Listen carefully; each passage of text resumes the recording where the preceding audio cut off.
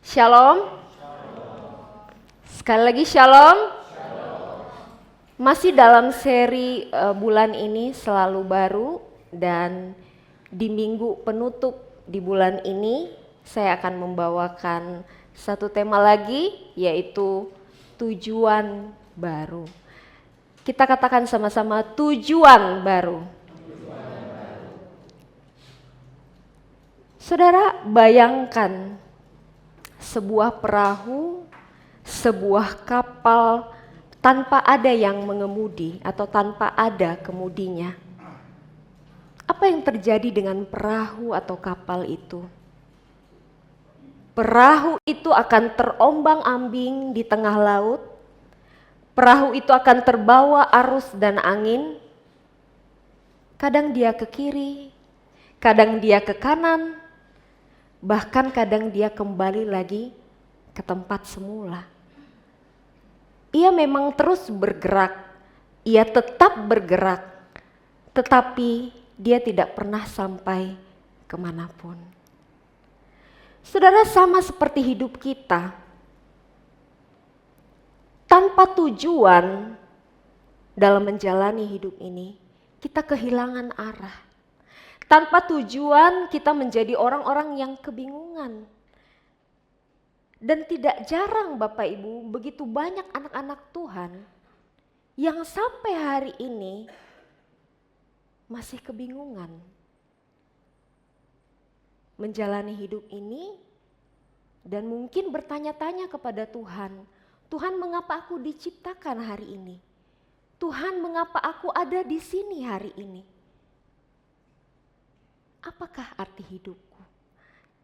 Nah, Bapak Ibu yang dikasih oleh Tuhan, untuk itu firman Tuhan hari ini mengajak dan mengingatkan kita. Apapun keadaan kita, bahkan di situasi kehidupan kita yang sepertinya pergumulan hidup datang tiada hentinya, saya mau mengajak kita semua bahwa tidak ada alasan untuk kita menjadi tawar hati menjalani hidup ini.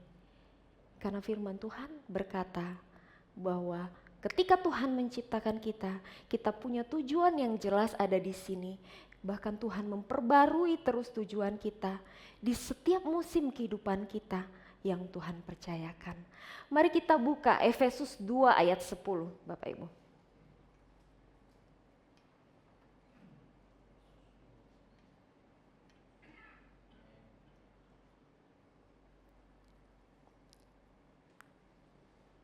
Efesus 2 ayat 10.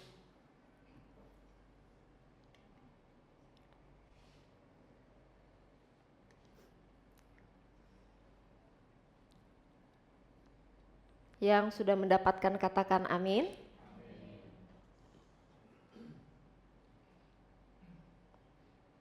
Ya, kita akan baca bersama-sama. 1, 2, 3.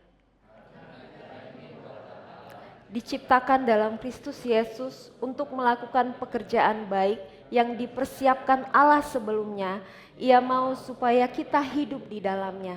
Sekali lagi saya akan bacakan kepada kita semua, karena kita ini buatan Allah, diciptakan dalam Kristus Yesus untuk melakukan pekerjaan baik yang dipersiapkan Allah sebelumnya. Ia mau supaya kita hidup di dalamnya. Saudara, punya tujuan hidup penting gak Bapak Ibu? Penting ya. Sangat penting. Punya tujuan dalam segala hal, baik yang kecil maupun yang besar, itu sangat penting. Karena memberikan arah, motivasi, bahkan fokus dalam setiap tindakan kita. Dan saya mau katakan kepada kita semua sesuai dengan firman Tuhan. Kalau perahu tadi tidak punya kemudi, kita punya kemudi dalam hidup kita yang sungguh memberikan tujuan dan arah yang jelas dalam hidup kita. Mari kita melihat bagaimana Tuhan memberikan tujuan di dalam hidup kita lewat firman Tuhan yang kita baca tadi. Yang pertama adalah Bapak Ibu, kita dirancang penuh makna. Kita katakan sama-sama, penuh makna. 1, 2, 3. Sekali lagi, penuh makna. Saudara, firman Tuhan berkata, karena kita ini buatan Allah. Kata buatan dalam bahasa Yunani, Bapak Ibu.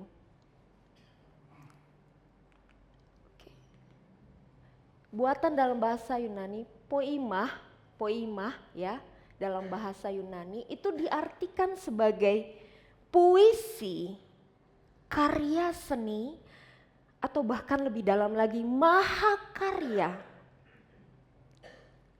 Artinya kita ini adalah sebuah ciptaan, sebuah karya yang tidak dibuat dengan asal-asalan, Bapak Ibu. Kita adalah ciptaan yang dirancang penuh makna, bukan sebuah proses yang kebetulan. Tiba-tiba jadi aja gitu. Dibuat tiba-tiba campurin apa dan lain sebagainya, udah jadi aja gitu, Bapak Ibu. Enggak sama sekali. Kita ini adalah puisinya Tuhan. Pernah dengar puisi, Bapak Ibu? Cefangfang, kalau ada suami membacakan puisi untuk Cefangfang, Cefangfang gimana perasaannya? Senang. Lihat ya, mana kok Yakob? Besok-besok dibacakan puisi. Puisi indah, itu diciptakan oleh penulis. Dia pikirkan baik-baik. Dia tulis sajak per sajak, bait per bait. Dia buat begitu indah. Itu adalah mahakarya.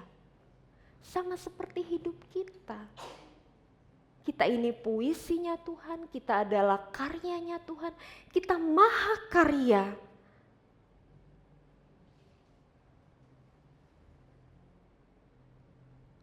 Dan kita ini adalah indah. Firman Tuhan berkata, kita ini mulia. Amin. Dan bukan hanya itu, Bapak Ibu. Sebuah tujuan dari karya seni itu bergantung kepada penciptanya, betul? Saudara, pencipta kita, yaitu Tuhan yang kita kenal di dalam Yesus, punya begitu banyak kelebihan, kehebatan. Tuhan itu luar biasa, amin.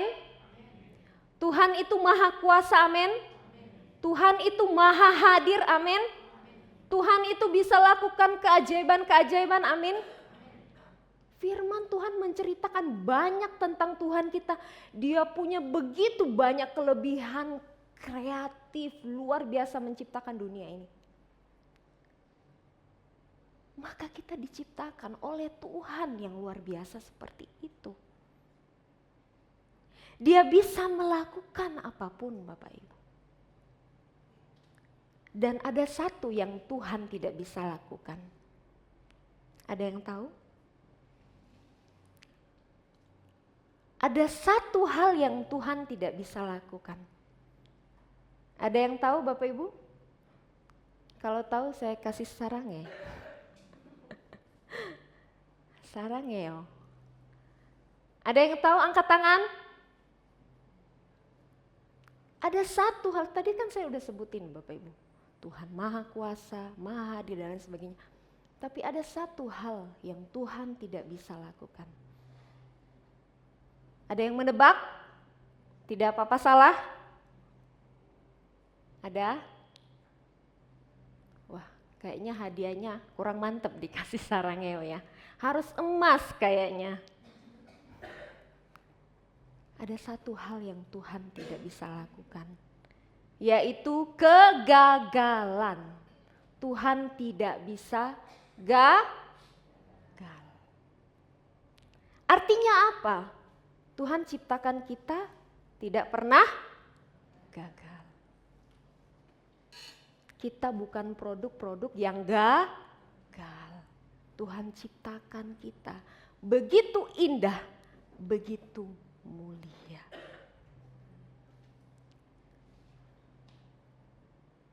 Saudara, yang membuat gagal itu apa? Pilihan kita sendiri ya. Kita sendiri yang mau melakukan dosa. Kita sendiri yang mau tidak percaya kepada Tuhan. Saudaraku, Allah yang Maha Kuasa, Dia tahu jelas apa yang diperbuatnya. Dia merancang kita dengan tujuan yang jelas. Bahkan di dalam Yeremia 1 ayat 5 dikatakan, sebelum aku membentuk engkau dalam rahim ibumu, aku telah mengenal engkau. Jadi Tuhan itu bukan menciptakan kita semata-mata untuk sebuah tujuan. Tapi Tuhan menciptakan kita, Dia benar-benar mengenal kita, benar-benar memperhatikan kita. Untuk menjadi seorang Cesusi, Tuhan tahu apa bagian-bagian komposisinya yang seperti apa Cesusi yang ingin Tuhan ciptakan. Sama dengan kita sekalian. Tuhan memperhatikan baik-baik, Tuhan mengenal kita dengan hatinya, bahkan menaruh kita di dalam pikirannya. Saudara, sungguh engkau dan saya adalah puisi yang bermakna, karya yang bermakna. Untuk itu, firman Tuhan hari ini mengingatkan kita, kalau kita tahu bahwa kita dirancang begitu bermakna, jangan pernah hidup dari label dunia.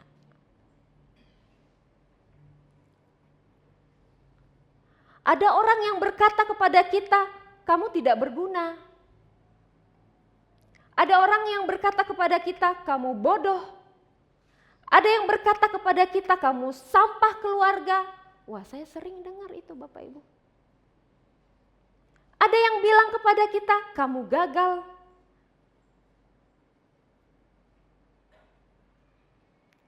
Saudara, kenyataannya kita tidak bisa mengontrol perkataan orang. Betul ya?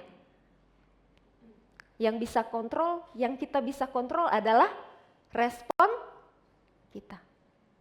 Kita percaya dengan kata-kata itu, kemudian kita kecewa, kemudian hidup kita menjadi lesu, menjadi tawar hati, atau kita katakan, oh saya tidak percaya. Itu bukan kata-katanya Tuhan, itu adalah perkataannya iblis.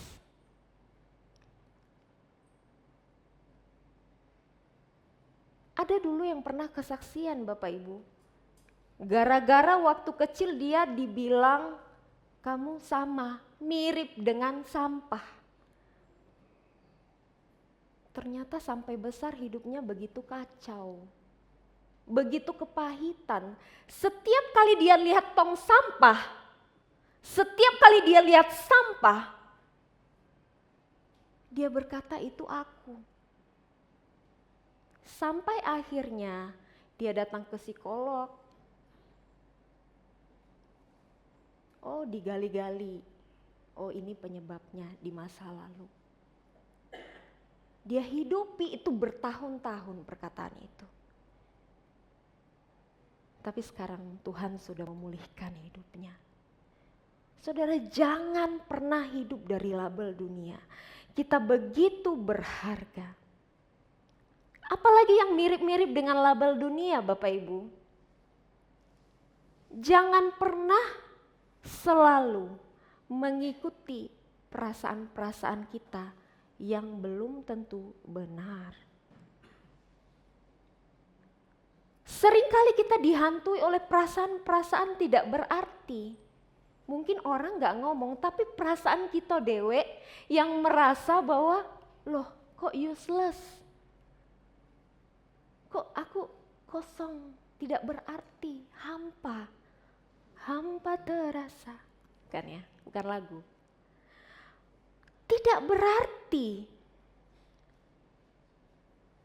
merasa, oh aku gagal, aku tidak berguna. Nah, perasaan-perasaan itu Bapak Ibu, itu sama sekali tidak berasal dari Tuhan.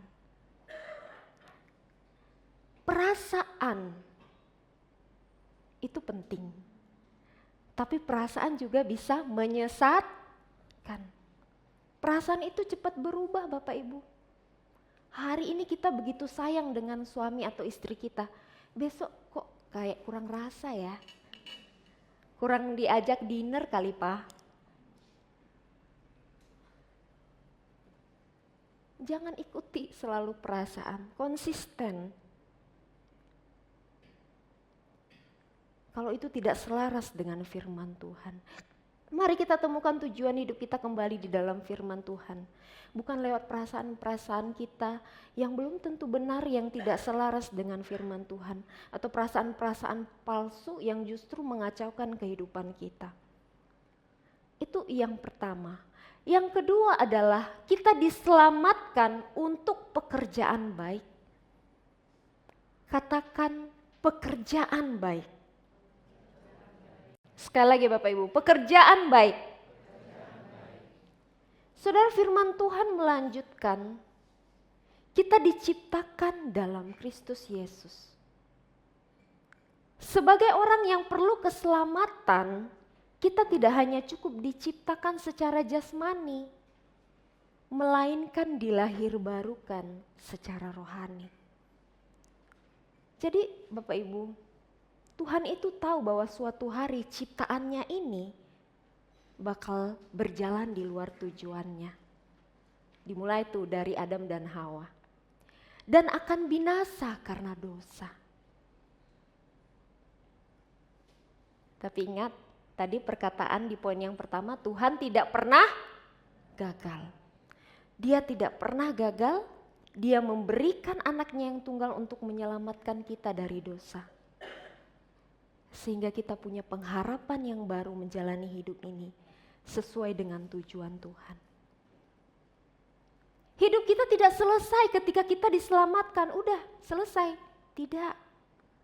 Berlanjut Bapak Ibu, ketika kita dilahirbarukan, kita juga memiliki tujuan yang baru dalam menjalani hidup ini. Kita melakukan pekerjaan yang baik. Tuhan menyelamatkan kita agar kita melakukan pekerjaan yang baik.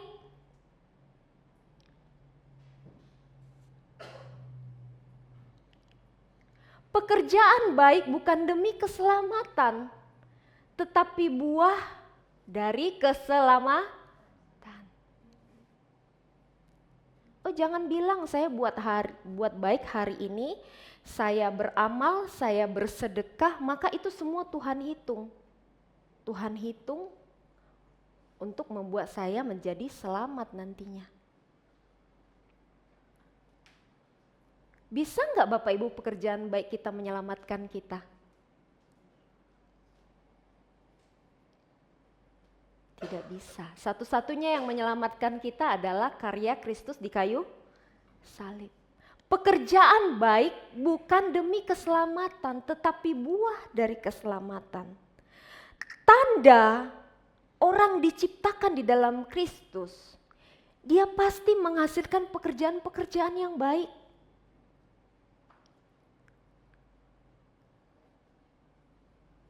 Tanda bahwa dia sudah dimenangkan di dalam Kristus, dia akan menghasilkan perbuatan-perbuatan yang baik.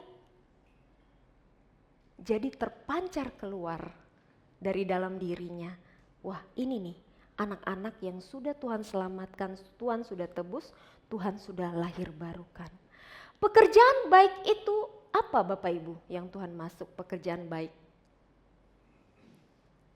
Pekerjaan baik banyak sekali. Pekerjaan baik itu yang dimaksudkan oleh firman-Nya bisa mengasihi. Mengasihi pekerjaan baik enggak Bapak Ibu?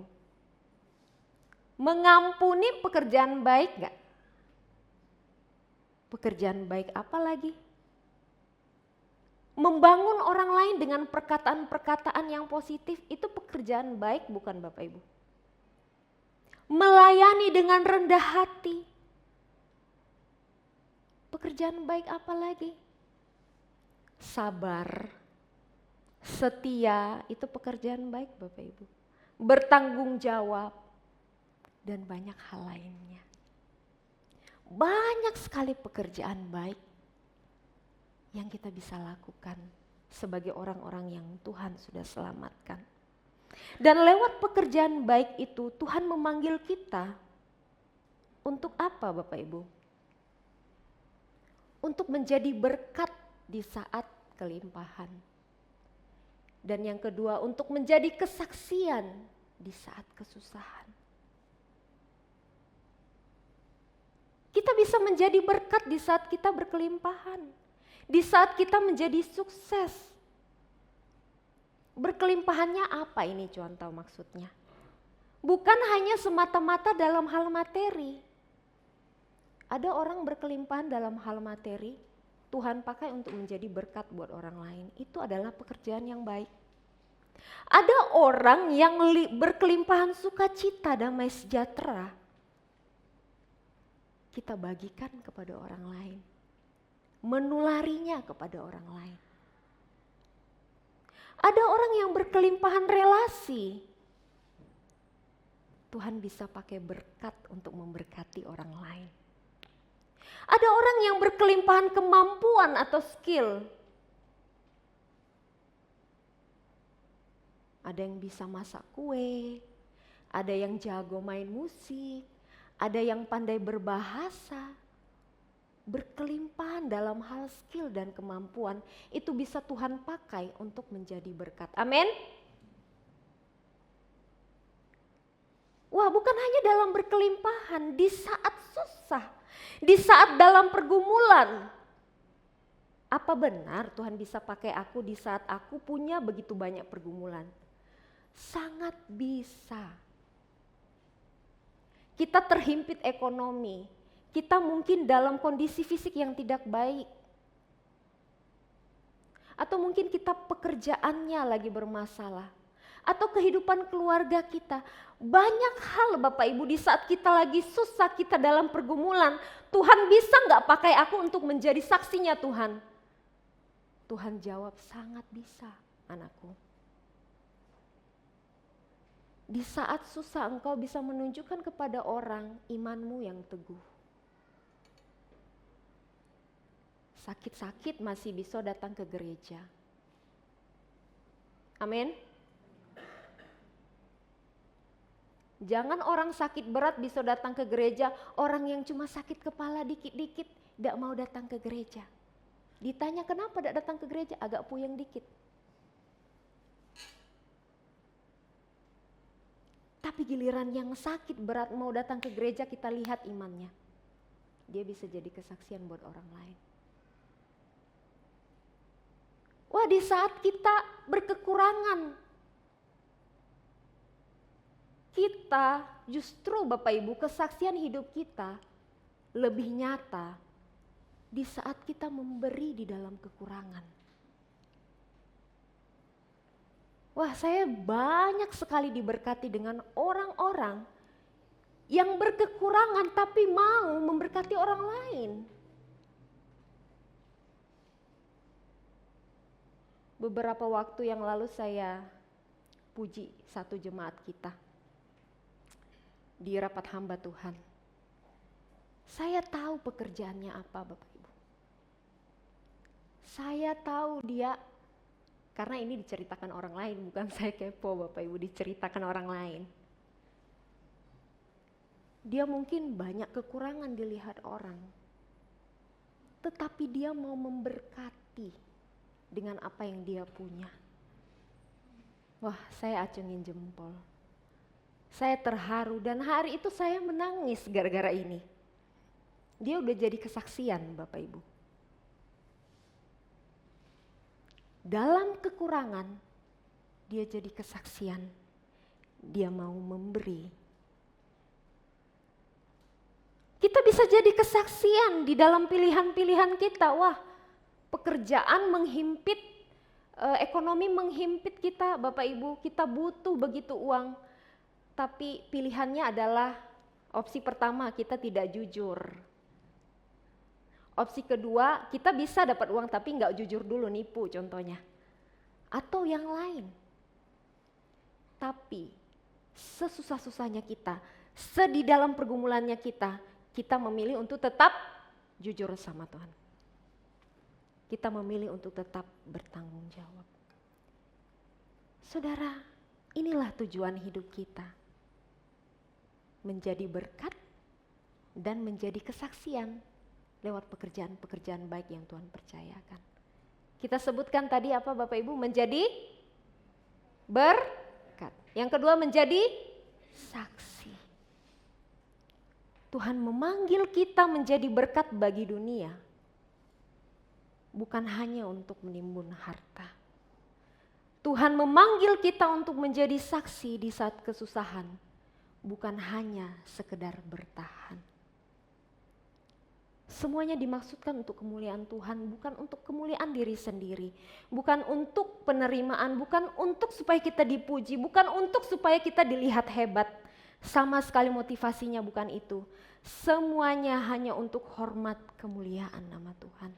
Untuk itu Bapak Ibu, renungkanlah hari ini. Pekerjaan baik apa yang sedang Tuhan percayakan saat ini bagi kita. Beda pada waktu sebelum married, sesudah nikah, sesudah punya anak, di tempat kerjaan. Ada aja kadang Tuhan menyadarkan kita. Tahun ini, pekerjaan baik apa yang Tuhan taruh dalam hatinya Tuhan tahu? Lebih sabar. Ibu-ibu ya, tanduknya udah mulai keluar. Tapi Tuhan berkali-kali menegur saya. Berkali-kali mengingatkan saya, tahun ini kamu harus lebih sabar, Christine. Tahun ini, pekerjaan baik apa yang Tuhan taruh di hati kita? Beda loh, belum tentu. Di saya sabar, di Bapak Ibu mungkin belum tentu. Mungkin di tahun ini Tuhan mau kita mengampuni,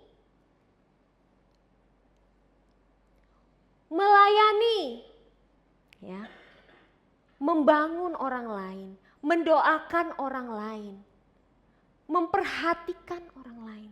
Banyak hal Bapak Ibu, mari kita renungkan di keluarga, di tempat kerja, di lingkungan. Setiap musim baru, Tuhan selalu percayakan pekerjaan baik yang berbeda-beda. Itu kenapa Bapak Ibu, kita harus terus bersemangat menjalani hidup kita. Setiap musim berbeda yang Tuhan percayakan. Itu yang kedua. Yang ketiga adalah Tuhan berjalan di depan kita. Katakan di depan kita. Saudara, kalimat yang dipersiapkan Allah sebelumnya, tadi kita sudah baca.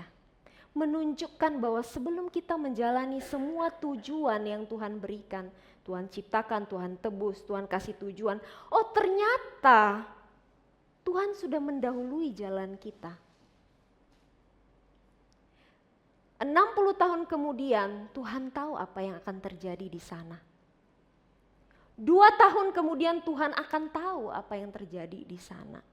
Dan saya mau katakan kepada kita semua, Tuhan tahu pergumulan apa yang kita lewati. Tuhan tahu godaan apa yang sering merintangi kita. Tuhan berjalan di depan kita, mengiringi kita. Untuk itu Bapak Ibu jangan pernah takut melangkah sejauh kita berjalan di jalurnya Tuhan. Jangan pernah menyerah sejauh kita berjalan di jalan yang benar. Tuhan sendirilah yang akan berjalan menuntun kita, jangan takut menuju tujuan yang Tuhan berikan. Tuhan tidak akan membuat kita kebingungan. Tuhan kita itu bukan Tuhan yang abu-abu. Bingung itu mau putih atau hitam. Tidak, putih-putih, hitam-hitam. Jelas Bapak Ibu. Sama seperti keberhasilan seorang buta itu mencapai tujuannya, itu bergantung kepada siapa yang menuntunnya. Kalau yang menuntun orang buta itu orang jahat, orang iseng, maka apa yang terjadi? Orang buta itu akan nyasar. Orang iseng loh, nyasar. Terus apalagi Bapak Ibu? Bisa nabrak kalau lagi iseng ngerjain orang buta. Bisa jatuh ke selokan, bisa salah jalan. Tapi kalau penuntunnya orang yang benar, orang yang baik, hebat, maka si buta tadi sampai tujuan dengan selamat. Saudara, mungkin hari-hari ini kita merasa perjalanan kita ke depan, kita seperti orang buta. Kita nggak tahu apa yang terjadi ke depan. 2 tahun lagi, setahun lagi, beberapa tahun lagi. Saudara, Tuhan berjalan di samping kita. Tuhan menuntun hidup kita. Tuhan membantu kita mengatasi setiap pergumulan. Kita tidak pernah sendirian. Katakan ini sama-sama, aku tidak pernah sendirian. 1, 2, 3. Aku tidak pernah sendirian. Untuk itu Bapak Ibu, jadilah orang yang jangan jauh-jauh dari Tuhan. Semakin kita dekat, semakin jelas kita mendengar tuntunannya. Dalam Yesaya 45 ayat 2 dikatakan, ini firman Tuhan yang sangat menguatkan kita. Aku sendiri hendak berjalan di depanmu dan hendak meratakan gunung-gunung. Saudara, ya, Tuhan bukan hanya memberikan kita tujuan, tapi mempersiapkan kemampuan kita, mempersiapkan apa yang kita butuhkan ke depan. Wadah apapun itu, tempat apapun itu, sarana apapun itu. Dan waktunya yang tepat. Tuhan itu adalah arsitek masa depan. Untuk itu Bapak Ibu, apapun yang kita lakukan jangan pernah mulai dengan kemampuan diri sendiri. Dan jangan pernah berhenti karena kecewa dengan kemampuan diri sendiri. Karena yang mempersiapkan itu siapa? Tuhan. Yang memberi itu adalah Tuhan. Tuhanlah yang akan berkarya di atas semuanya.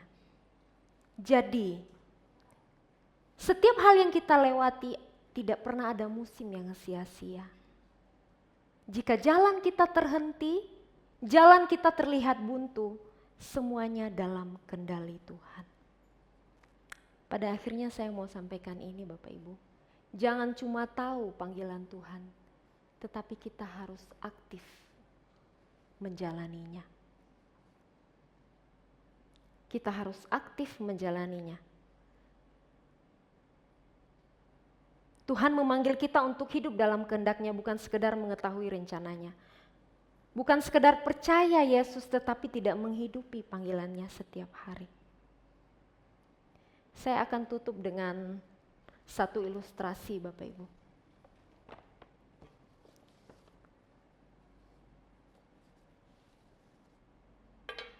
Tenang Bapak Ibu, saya bukan lagi reparasi ini.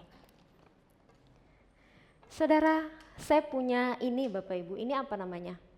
Obeng. Kalau ini palu.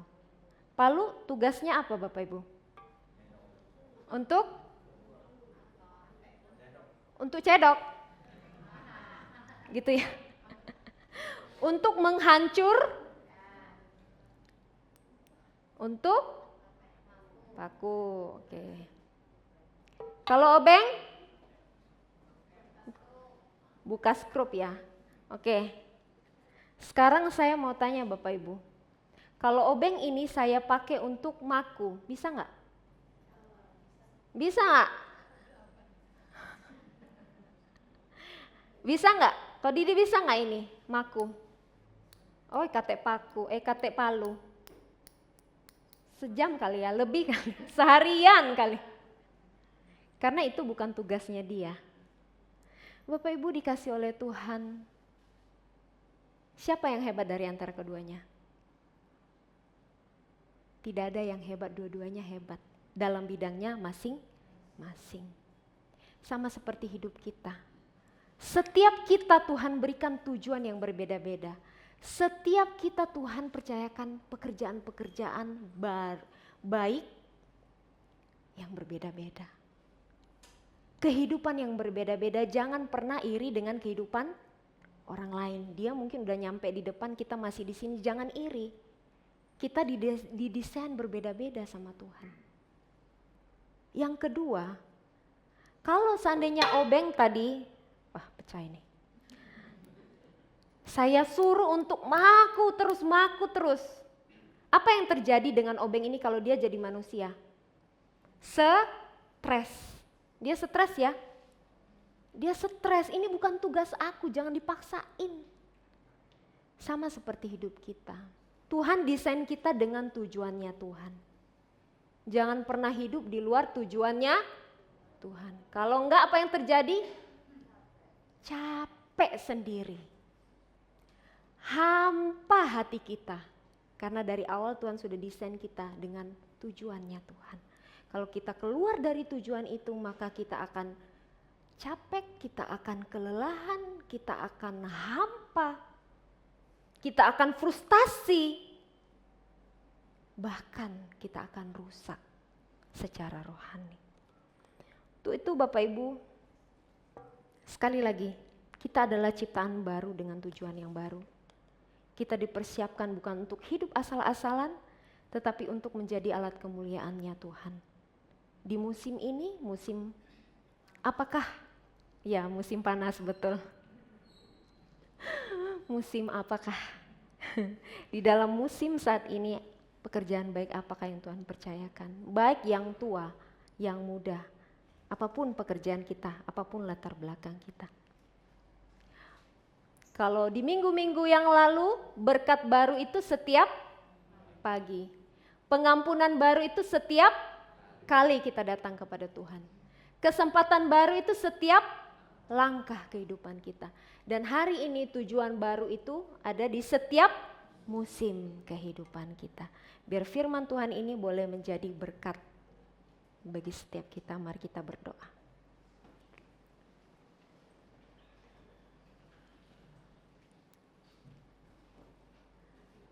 Bapak, terima kasih Tuhan untuk firman-Mu yang menguatkan kami. Terima kasih Tuhan untuk firman-Mu yang mengajarkan kami. Terima kasih bahwa Engkau mengingatkan kami bahwa kami punya tujuan yang jelas dalam hidup ini.